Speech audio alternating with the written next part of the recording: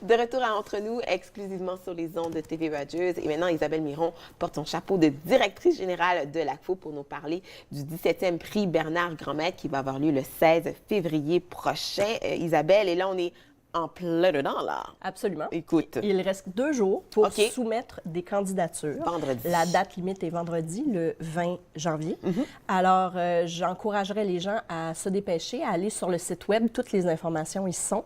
Donc, il y a plusieurs catégories dans lesquelles on peut postuler ou nominer des gens, des organismes. C'est pas très compliqué. Les gens peut-être se découragent, mais maintenant, on a mis un formulaire qui se remplit directement en ligne. Donc, ça se fait super facilement. Ça prend quelques minutes. La seule chose, c'est de s'assurer que la personne est au courant qu'on la nomine. OK, ça, c'est quelque chose, un bon point. Il faut que la personne... Donc, est-ce qu'il faut que la personne soit d'accord d'être nommée? Bien, idéalement. Tu sais, je veux dire, il y a des gens qui veulent vraiment rester dans l'ombre, qui veulent pas. Ça. Alors ça, c'est correct, il faut respecter ça. On force pas personne à recevoir une nomination.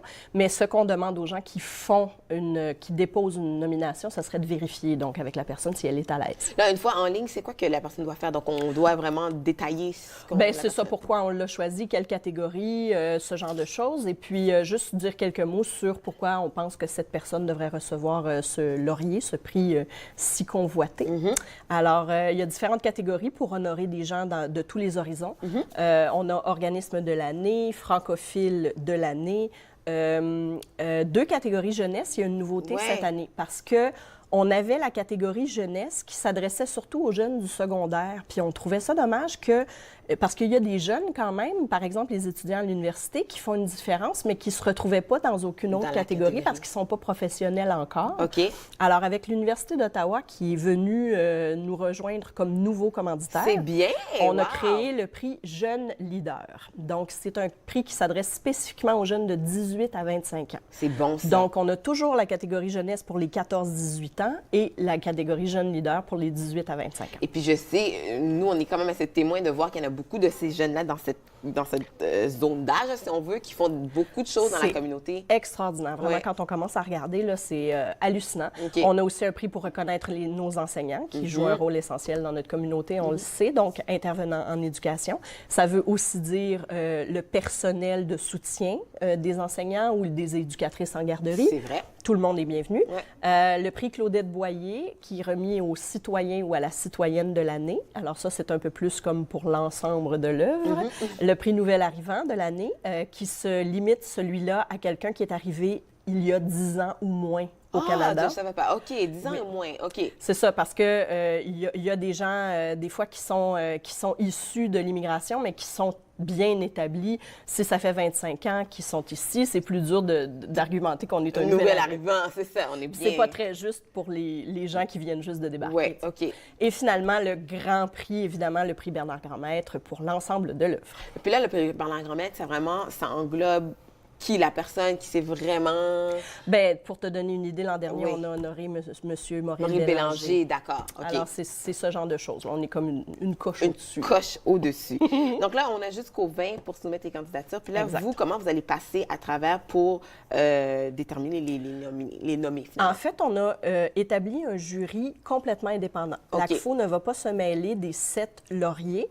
Le seul prix que c'est l'ACFO qui décerne, c'est le prix Bernard Grandmaître. Alors ça, c'est notre prérogative, c'est le CA de l'ACFO qui décide, qui le reçoit. Mais le jury va délibérer, va nous donner ses choix et on aura toutes ces personnes invitées gracieusement au gala. Si vous êtes nominé dans une catégorie, votre billet est offert. Est offert aussi. Alors c'est quand même une belle occasion, une belle soirée. Jeudi le 16 février, au Musée de l'Aviation encore cette année.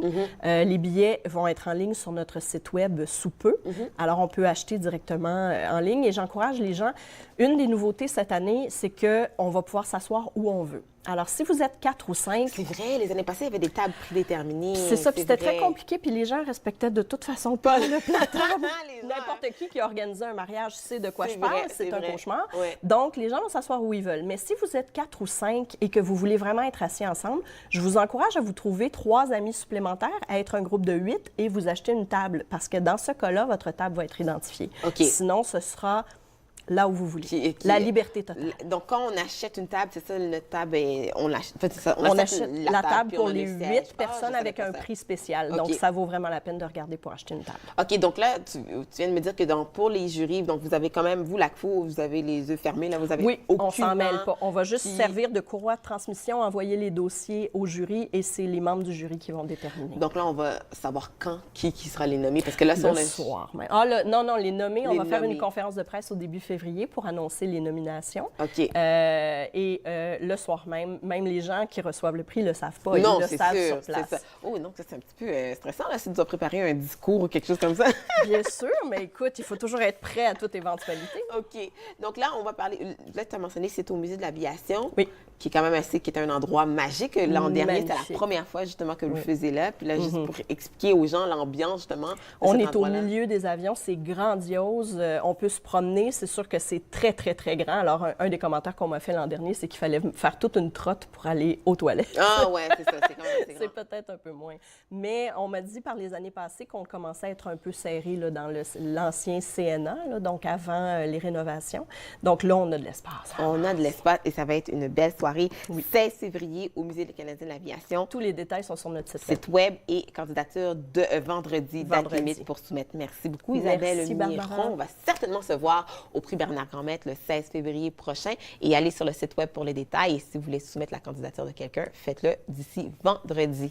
Nous, on fait une pause et ça se poursuit entre nous exclusivement sur les ondes de TV Rogers.